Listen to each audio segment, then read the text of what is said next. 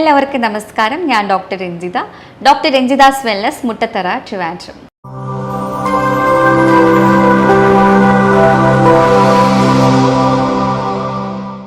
ഇന്ന് നമുക്ക് varicose vein, അതുപോലെ വെരിക്കോസ് വെയിൻ എത്ര സ്റ്റേജസ് ഉണ്ട്, അത് നമുക്ക് വീട്ടിൽ തന്നെ ഇരുന്ന് കണ്ടുപിടിക്കാനുള്ള ടെക്നിക്സും അതുപോലെ എങ്ങനെ ഇത് പരിഹരിക്കാം എന്നുള്ളതിനെ കുറിച്ച് പറയാം. ആദ്യം എന്താണ് വെരിക്കോസ് വെയിൻ എന്ന് നോക്കാം. നമ്മുടെ കാലുകളിലെ വെയിൻസ് അല്ലെങ്കിൽ സിരകൾ തടിച്ചു വീർത്ത് കാണപ്പെടുന്ന ഒരു അവസ്ഥയാണ് വെരിക്കോസ് വെയിൻ.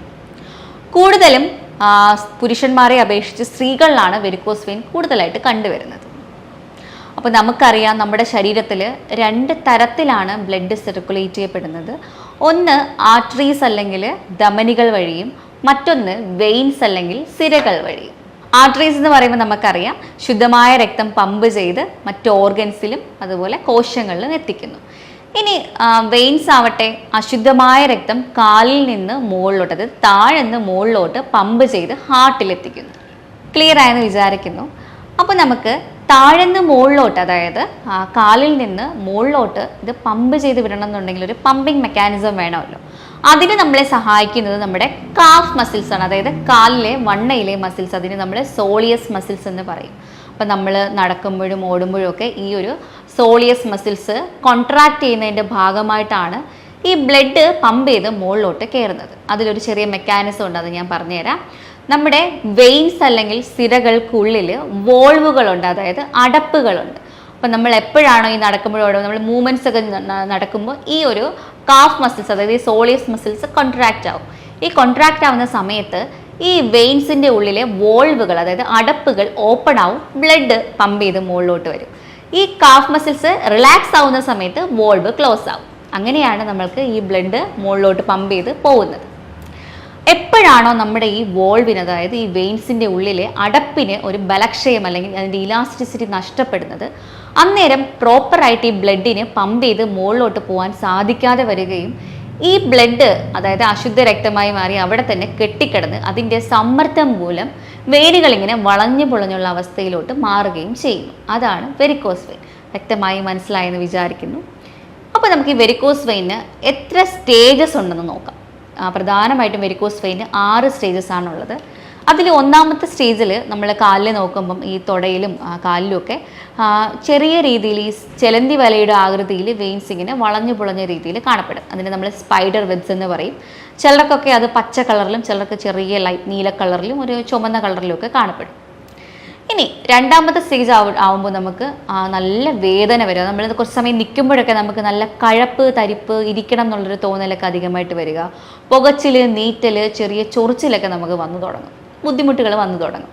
ഇനി മൂന്നാമത്തെ സ്റ്റേജ് ആകുമ്പോൾ നമുക്ക് കാലിലൊരു വീക്കം വന്നു തുടങ്ങും. അതായത് നമ്മൾ കുറച്ച് സമയം നീട്ടിയിട്ടൊക്കെ കാലിരിക്കുമ്പോഴൊക്കെ നമ്മൾ കുറച്ച് സമയം കഴിഞ്ഞ് നോക്കുമ്പോൾ കാലിലൊരു വീക്കവും ഈ വെയിൻസിനൊക്കെ ഒരു സ്വെല്ലിങ്സ് ഒക്കെ വന്നു തുടങ്ങും. പിന്നെ നമ്മളത് റെസ്റ്റ് എടുക്കും, അതായത് കാലുകളൊക്കെ ഉയർത്തി വെച്ച് റെസ്റ്റ് എടുക്കുമ്പോൾ ആ നീര് വലിയുന്നതായിട്ട് നമുക്ക് കാണാൻ കഴിയും.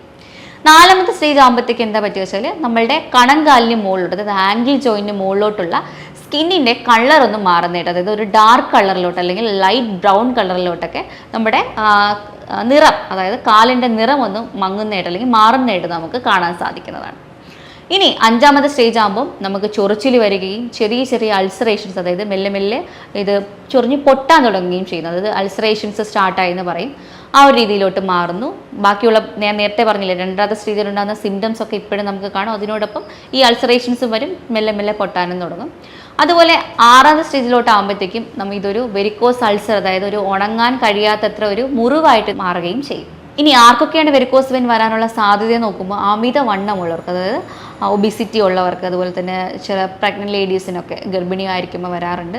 അത് ഗർഭാവസ്ഥ കഴിയുമ്പോഴത്തേക്ക് സാധാരണഗതിയിൽ മാറാറുണ്ട്. ചിലർക്ക് മാറത്തില്ല, അതിങ്ങനെ തന്നെ കണ്ടിന്യൂസ് ആയിട്ട് കാണാറുമുണ്ട്. ഇനി പാരമ്പര്യമുള്ളവർക്ക്, നമ്മളെ വീട്ടിൽ ആർക്കെങ്കിലും ഒക്കെ വെരിക്കോസ് വെയിൻ ഉണ്ടെങ്കിൽ അത് നമുക്ക് കിട്ടാനുള്ള സാധ്യതകൾ വളരെ കൂടുതലാണ്. ഓൾഡ് ഏജ് ആകുമ്പോൾ, അതായത് വയസ്സ് ആകുമ്പോൾ നമ്മൾക്ക് ഈ വോൾവിൻ്റെ ഇലാസ്റ്റിസിറ്റി നഷ്ടപ്പെടും. അതിനോടനുബന്ധിച്ച് നമുക്ക് ഇതുപോലെ വെരിക്കോസ് വെയിൻ കണ്ടുവരാറുണ്ട്. അപ്പോൾ ഇത് നമുക്ക് പരിഹരിക്കാനായിട്ട് നമുക്ക് എന്തൊക്കെ ചെയ്യാൻ പറ്റും എന്നുള്ളത് നോക്കാം.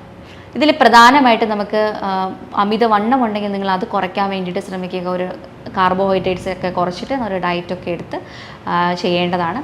പിന്നെ പ്രധാനമായിട്ടും എക്സസൈസ് വളരെ നിർബന്ധമാണ്. അതിന് പ്രത്യേകതരം കുറച്ച് എക്സസൈസുകളുണ്ട്. അതായത് കാഫ് സ്ട്രെങ്തനിങ് എക്സസൈസ് എന്ന് പറയും.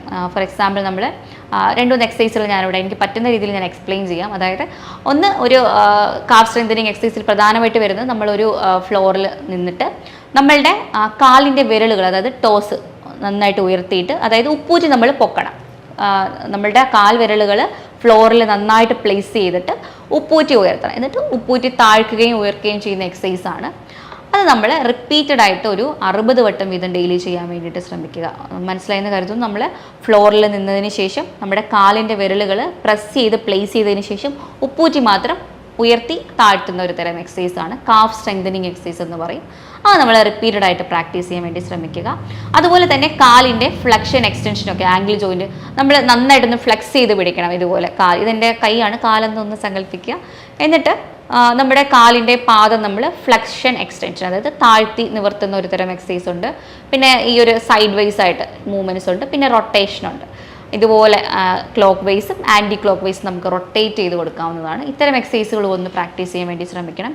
അതുപോലെ തന്നെ നമുക്ക് ഫ്രീ ടൈം കിട്ടുമ്പോൾ ഒരു മസാജ് നമുക്ക് കൊടുക്കാം. ചെയ്യുമ്പോൾ ശ്രദ്ധിക്കേണ്ടത് താഴ്ന്ന് മുകളിലോട്ട് വേണം മസാജ് ചെയ്യാൻ വേണ്ടിയിട്ട്. ഏറ്റവും നല്ലത് കടുകെണ്ണ എടുക്കുന്നതായിരിക്കും. കുറച്ച് കടുകെണ്ണ എടുത്തിട്ട്, അല്ലെങ്കിൽ വെർജിൻ കോക്കനട്ട് ഓയിൽ ആയാലും മതി, താഴ്ന്ന് മുകളിലോട്ടൊരു മസാജ് കൊടുക്കാൻ വേണ്ടിയിട്ട് ശ്രമിക്കുക. കുറച്ച് സമയം അങ്ങനെ ചെയ്യുമ്പോൾ ഈ കെട്ടിക്കിടക്കുന്ന ബ്ലഡ് മെല്ലെ മെല്ലെ, അതായത് ഈ പമ്പിങ് ആക്ഷൻ ഒന്നും ആവശ്യമില്ല, അല്ലാണ്ട് തന്നെ നമുക്ക് മെല്ലെ മെല്ലെ മുകളിലോട്ട് കൊണ്ടുപോകാൻ വേണ്ടി സാധിക്കും. ഇതൊന്ന് പ്രാക്ടീസ് ചെയ്യുക. അതുപോലെ തന്നെ നമ്മൾ കിടന്നുകൊണ്ടുള്ള സൈക്ലിങ്സ് ഒക്കെ വളരെ ഉപകാരപ്പെടും. കിടന്നിട്ട് കാലുകളൊന്ന് 90 ഡിഗ്രി റൈസ് ചെയ്തിട്ട് ഒന്ന് സൈക്ലിംഗ് ചെയ്യണം. അത് ക്ലോക്ക് വൈസും ആൻറ്റി ക്ലോക്ക് വൈസും നമുക്ക് ചെയ്യാം. അതുപോലെ തന്നെ നമ്മൾ കിടക്കുമ്പോൾ 2 പില്ലോ വെച്ച് കാലുകളൊന്ന് ഉയർത്തി വെച്ച് കിടക്കാൻ വേണ്ടി ശ്രമിക്കുക. അതായത് തല താഴ്ത്തിയിട്ട് കാലുകൾ ഉയർത്തി 2 പില്ലോയൊക്കെ കാലിൻ്റെ ചുമട്ടിൽ വെച്ചിട്ട് ഒന്ന് ഉയർത്തി വെച്ച് കിടക്കണം. അതല്ലാന്നുണ്ടെങ്കിൽ നമ്മൾ കിടക്കുന്ന ചുമരിൽ തന്നെ 2 കാലുകളും ഒന്ന് 90 ഡിഗ്രി റൈസ് ചെയ്ത് പ്ലേസ് ചെയ്ത് വെച്ചിട്ട് ഒരു 20 മിനിറ്റ് കിടന്നാലും മതിയാവും. ഇത്തരം രീതിയിലുള്ള ടെക്നിക്സ് നിങ്ങൾ വീട്ടിൽ ചെയ്യുവാണെങ്കിൽ ഒരു 3rd സ്റ്റേജ് വരെ നമുക്ക് ഈസി ആയിട്ട് വെരിക്കോസ് വെയിൻ റിവേഴ്സ് ചെയ്യാൻ സാധിക്കും. പിന്നെ വെരിക്കോസ് അൾസർ ഹീൽ ചെയ്യണമെന്നുണ്ടെങ്കിൽ അതിന് കറക്റ്റായിട്ടുള്ള ഹെർബൽ സപ്ലിമെൻറ്റ്സ് ഒക്കെ അവൈലബിൾ ആണ്. അത് കറക്റ്റായിട്ട് കഴിച്ചു കഴിഞ്ഞാൽ അൾസറേഷൻസ് ഒക്കെ ഹീൽ ചെയ്യാം. 6ാമത്തെ സ്റ്റേജിലും നമുക്ക് സ്കിൻ ഗ്രാഫ്റ്റിങ്ങും അതുപോലെ സ്ക്ലിയോതെറാപ്പിയുടെ ആവശ്യങ്ങളില്ലാതെ തന്നെ നമുക്ക് ഹീൽ ചെയ്തെടുക്കാനും സാധിക്കുന്നതാണ്. അപ്പോൾ ഞാൻ ഈ പറഞ്ഞ കാര്യങ്ങളൊന്നും ശ്രദ്ധിക്കണം. പിന്നെ നമുക്ക് കറക്റ്റായിട്ട് ഉള്ള വ്യായാമങ്ങൾ കറക്റ്റായിട്ട് കൊടുക്കണം. നേരത്തെ പറഞ്ഞ രീതിയിലുള്ളത് കൊടുക്കുക. ഇച്ചിരി നടക്കാനൊക്കെ പോകുന്നത് നല്ലതാണ്. അപ്പോൾ നമ്മൾക്ക് സർക്കുലേഷൻ കൂടും.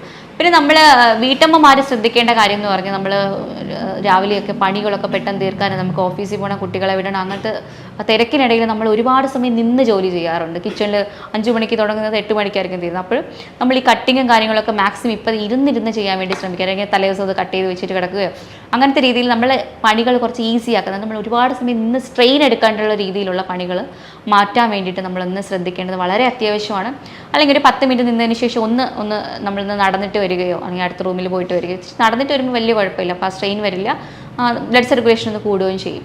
അതൊന്ന് വളരെയധികം ശ്രദ്ധിക്കേണ്ട കാര്യമാണ്. പിന്നെ ഓഫീസ് സ്റ്റാഫ്സ് ആയാലും അങ്ങനെ തന്നെ, അരമണിക്കൂർ നിങ്ങൾ കാല് തൂക്കിയിട്ടിരിക്കുകയാണെങ്കിൽ ഒരു 2 മിനിറ്റ് നിങ്ങളൊന്ന് നടന്നിട്ട് ഇരിക്കുന്നത് വളരെയധികം ഗുണം ചെയ്യും. ഇത്തരം കാര്യങ്ങളൊന്ന് പ്രധാനമായിട്ടും നിങ്ങൾ ശ്രദ്ധിക്കേണ്ടതാണ്. പിന്നെ നമുക്ക് ഡയറ്റിൽ അമിതവണ്ണം ഉണ്ടെങ്കിൽ കാർബോഹൈഡ്രേറ്റ്സ് നന്നായിട്ട് കുറയ്ക്കാൻ വേണ്ടിയിട്ട് ശ്രമിക്കുക. അരിയാഹാരം കുറച്ചൊരു എക്സസൈസ് ഒക്കെ ചെയ്ത് കഴിയുമ്പോഴത്തേക്ക് വെയിറ്റ് ലോസ് വരും. അബ്ഡോമിനൽ ഫാറ്റൊക്കെ ഒന്ന് കുറയുമ്പോഴത്തേക്കും പ്രഷർ നമുക്ക് അത്രയും വരില്ല കാലിലോട്ട്. അത് നമുക്ക് ഈസി ആയിട്ട് വെരിക്കോസ് വെയിൻ റിവേഴ്സ് ചെയ്യാൻ വേണ്ടിയിട്ട് സാധിക്കുന്നതാണ്. മറ്റൊരു പ്രധാനപ്പെട്ട കാര്യം, നമുക്ക് ചൊറിച്ചിലുണ്ടെങ്കിൽ, അതായത് നമ്മൾക്ക് ഒരു 2nd സ്റ്റേജൊക്കെ കഴിയുമ്പോഴും 4th സ്റ്റേജിലൊക്കെ നന്നായിട്ട് ചൊറിച്ചിൽ വരാൻ സാധ്യതയുണ്ട്. നമ്മൾ ചൊറിഞ്ഞു കഴിഞ്ഞാൽ അത് പൊട്ടാനുള്ള സാധ്യതയും കൂടുതലായിരിക്കും. അപ്പോൾ നിങ്ങൾക്ക് ചൊറിച്ചിൽ വരുന്ന സമയത്ത് അതെങ്ങനെയെങ്കിലും സപ്രസ് ചെയ്യാൻ വേണ്ടിയിട്ട് എന്തെങ്കിലും മോയ്സ്ചറൈസറൊക്കെ നമുക്ക് യൂസ് ചെയ്യുന്നത് വളരെയധികം ഗുണം ചെയ്യും. വാസലിനോ പെട്രോളിയം ജെല്ലീസ് അങ്ങനെ എന്തെങ്കിലും ഇട്ട് അതൊന്ന് സപ്രസ് ചെയ്യുക. അതായത് ആ ഡ്രൈനെസ് ഒന്ന് മാറ്റി വെക്കണം. സ്കിന്നിൻ്റെ ആ ഒരു കട്ടി നമ്മളൊന്ന് കുറച്ച് വെക്കാൻ വേണ്ടി ശ്രമിക്കുക. അത് എക്സ്റ്റേണലി ചെയ്യുന്നതാണ്.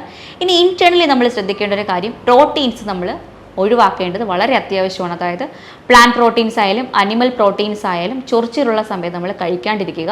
കാരണം നമ്മൾ ഇത് കഴിച്ചു കഴിഞ്ഞാൽ നമ്മുടെ ചൊറിച്ചിൽ വീണ്ടും കൂടാനുള്ള സാധ്യതയുണ്ട്. അതായത് പ്രധാനമായിട്ടും ഈ പ്ലാന്റ് പ്രോട്ടീൻസ് ഉണ്ടല്ലോ, കടലപ്പരിപ്പ്, പയറ് വർഗ്ഗങ്ങളും നട്ട്സും സീഡ്സൊക്കെ നന്നായിട്ട് കുറച്ചിട്ട് ചിക്കൻ, മീൻ, മുട്ടയുടെ ഉപയോഗവും ആ ഒരു ചൊറിച്ചിലുള്ള ദിവസങ്ങളിൽ മാത്രം കുറയ്ക്കണം. അല്ലാണ്ട് പെർമനൻ്റായിട്ട് വെരിക്കോസ് വെയിൻ ഉള്ളവർ കുറയ്ക്കാനല്ല ഞാൻ പറയുന്നത്. ചൊറിച്ചിലുണ്ടെങ്കിൽ മാത്രം കുറച്ചാൽ മതിയാവും. അത് ഒരു 1 വീക്കിൽ ചൊറിച്ചിലൊക്കെ ക്ലിയർ ആയതിനു ശേഷം നിങ്ങൾക്ക് എടുത്ത് തുടങ്ങാവുന്നതാണ്. ചൊറിച്ചിൽ ഇരിക്കുമ്പോൾ കഴിക്കാൻ പാടില്ലെന്ന് മാത്രമേ ഉള്ളൂ. പിന്നെ നമ്മൾ ശ്രദ്ധിക്കേണ്ടത്, ഡയറ്റിൽ നിന്ന് കംപ്ലീറ്റ് ആയിട്ട് ചൊറിച്ചിലുണ്ടെങ്കിൽ പാലും ഗോതമ്പും നിർബന്ധമായിട്ടൊന്ന് ഒഴിവാക്കാൻ വേണ്ടി ശ്രദ്ധിക്കുക. അത് വളരെ ഇമ്പോർട്ടൻ്റ് ആയിട്ടുള്ള കാര്യമാണ്. ഗ്ലൂട്ടൻ, ലാക്ടോസ് നമുക്ക് അലർജിക്കാണ്. അത് ഇച്ചിങ് കൂട്ടാനായിട്ടുള്ള സാധ്യതകൾ വർദ്ധിപ്പിക്കും. ആയതിനാൽ ഇത്രയും കാര്യങ്ങൾ ഡയറ്റിലൊന്നും നിങ്ങൾ ചൊറിച്ചിലുണ്ടെങ്കിൽ വളരെയധികം ശ്രദ്ധിക്കണം. അത് മാത്രമല്ല ഈ മോയ്സ്ചറൈസറായിട്ട് നമുക്ക് അലോവേരയുടെ ജെല്ല് വേണമെങ്കിൽ അത് യൂസ് ചെയ്യുന്നത് നല്ലതായിരിക്കും. അല്ലെങ്കിൽ നേരത്തെ പറഞ്ഞ പോലെ വെർജിൻ കോക്കനട്ട് ഓയിലോ വാസലിനോ അങ്ങനെ എന്തെങ്കിലും നമുക്കൊന്ന് അപ്ലൈ ചെയ്ത് കൊടുക്കാൻ വേണ്ടിയിട്ട് ശ്രമിക്കുക. മാക്സിമം ചൊറിയാണ്ടിരിക്കാൻ വേണ്ടി ശ്രമിക്കണം. ആ സമയത്ത് നമ്മൾക്ക് ഞാൻ ഈ പറഞ്ഞ രീതിയിലുള്ള എക്സസൈസുകൾ പ്രാക്ടീസ് ചെയ്യുന്ന നല്ല രീതിക്ക് ഗുണം ചെയ്യും. നിങ്ങളത് വീട്ടിൽ തന്നെ ചെയ്യാൻ ശ്രമിക്കുക. പിന്നെ ഒരു കാര്യം, 4ാമത്തെ സ്റ്റേജ് വരെയുള്ള, അതായത് അൾസറേഷൻസ് വരുന്നതിന് മുമ്പുള്ള വെരിക്കോസ് വെയിനൊക്കെ നമുക്ക് ആ ഒരു ബൾജസ് ഒക്കെ ഒന്ന് കുറയ്ക്കാൻ വേണ്ടിയിട്ടുള്ള ഒരു വീട്ടിൽ ചെയ്യാൻ പറ്റുന്ന ഒരു ഹൈഡ്രോതെറാപ്പിയുടെ ട്രീറ്റ്മെൻറ്റ് എക്സ്പ്ലെയിൻ ചെയ്യുക. അതായത് നമ്മൾ അതിന് വേണ്ടിയിട്ട് എന്താ പറയുക, തണുത്ത വെള്ളത്തിൽ, സാധാരണ വെള്ളം മതി, ഫ്രിഡ്ജിലെ വെള്ളമൊന്നുമല്ല ഉദ്ദേശിക്കുന്നത്, സാധാരണ തണുത്ത വെള്ളത്തിൽ കട്ടിയുള്ളൊരു ടവലൊന്ന് മുക്കി പിഴിഞ്ഞെടുത്തിട്ട് നമ്മുടെ കാലിന് ചുറ്റും ഒന്ന് ചുറ്റിക്കെട്ടി വെക്കണം. അതായത് എവിടെ മുതലാണോ നമ്മളുടെ വെയിനുകൾ ഇങ്ങനെ കാണുന്നത് അത് മുതൽ, അതായത് ഇപ്പം നമ്മളുടെ നീ ജോയിൻറ്റ് മുതലാണെങ്കിൽ മുട്ട് മുതൽ കാലിൻ്റെ ആംഗിൾ ജോയിൻറ്റ് കണങ്കാല് വരയ്ക്കും നമുക്ക് കെട്ടിവെക്കാം. എവിടെ മുതലാണോ ഈ ഒരു പ്രശ്നമുള്ളത് അത്രയും നമ്മളൊന്ന് ചുറ്റിക്കെട്ടി വരിഞ്ഞ് വെക്കാൻ വേണ്ടി ശ്രമിക്കുക. അതിൻ്റെ പുറമേ നമ്മളൊരു ഡ്രൈ ക്ലോത്തും കൂടെ ചുറ്റിക്കഴിഞ്ഞാൽ ആ ഒരു തണുപ്പ് കുറച്ച് സമയം നമുക്ക് കിട്ടും. ഇത് നമുക്ക് ആ ഒരു നമ്മുടെ വെയിൻസിൻ്റെ ആ ഒരു ബൾജിനെ കുറയ്ക്കാൻ വേണ്ടി, അതായത് ആ ഒരു സ്വെല്ലിങ്സിനെയൊക്കെ കുറയ്ക്കാൻ വേണ്ടിയിട്ട് ഒരു ഹെൽപ്പ് ചെയ്യുന്ന ഒരു ടെക്നിക്സാണ്. ഇത് നിങ്ങളൊന്ന് വീട്ടിലൊന്ന് പ്രാക്ടീസ് ചെയ്യാൻ വേണ്ടിയിട്ട് ശ്രമിക്കുക. ഇത് നമ്മൾ ഹൈഡ്രോതെറാപ്പിയിൽ വരുന്നൊരു ട്രീറ്റ്മെൻറ്റ് ആണ് കേട്ടോ. അപ്പോൾ ഇത്തരം കാര്യങ്ങൾ ശ്രദ്ധിക്കുക. പിന്നെ നന്നായിട്ട് ഉറങ്ങാൻ വേണ്ടി ശ്രമിക്കണം. ഒരു 7-8 മണിക്കൂർ നമുക്ക് ഉറക്കം വളരെയധികം അത്യാവശ്യമാണ്, നിർബന്ധമാണ്. ഇപ്പോൾ എന്ത് തരം കണ്ടീഷൻ ആവട്ടെ, നമ്മളുടെ ഫിസിക്കലി നമുക്ക് അല്ലെങ്കിൽ മെൻ്റലി നമുക്ക് നമ്മുടെ ഹെൽത്തിനെ ഒന്ന് ഇമ്പ്രൂവ് ചെയ്യണമെന്നുണ്ടെങ്കിൽ ഉറക്കം വളരെ വളരെ അത്യാവശ്യമുള്ള കാര്യമാണ്. പിന്നെ ഞാൻ നേരത്തെ പറഞ്ഞ പോലെയുള്ള വെരിക്കോസ് വെയിൻ നമ്മൾ ഷുഗറൊക്കെ കൺട്രോളിൽ വെക്കണം. അമിത വണ്ണം ഉണ്ടെങ്കിൽ അത് കൺട്രോളിൽ നിർത്തുക. BP ഒക്കെ കൺട്രോൾ, എല്ലാം ലൈഫ് സ്റ്റൈൽ അസുഖങ്ങളൊക്കെ നമ്മൾ കറക്റ്റ് ചെയ്ത് നിർത്താൻ വേണ്ടിയിട്ട് എപ്പോഴും നമ്മൾ ശ്രമിക്കണം. ഇത്തരം കാര്യങ്ങളൊക്കെ ഒന്ന് ചെയ്ത് നോക്കുക. കൂടുതൽ എന്തെങ്കിലും വിവരങ്ങൾ അറിയണമെന്നുണ്ടെങ്കിൽ താഴെ കാണുന്ന നമ്പറിൽ നിങ്ങൾക്ക് കോൺടാക്റ്റ് ചെയ്യാവുന്നതാണ്. മറ്റൊരു വീഡിയോ ആയിട്ട് വീണ്ടും കാണാം. നന്ദി.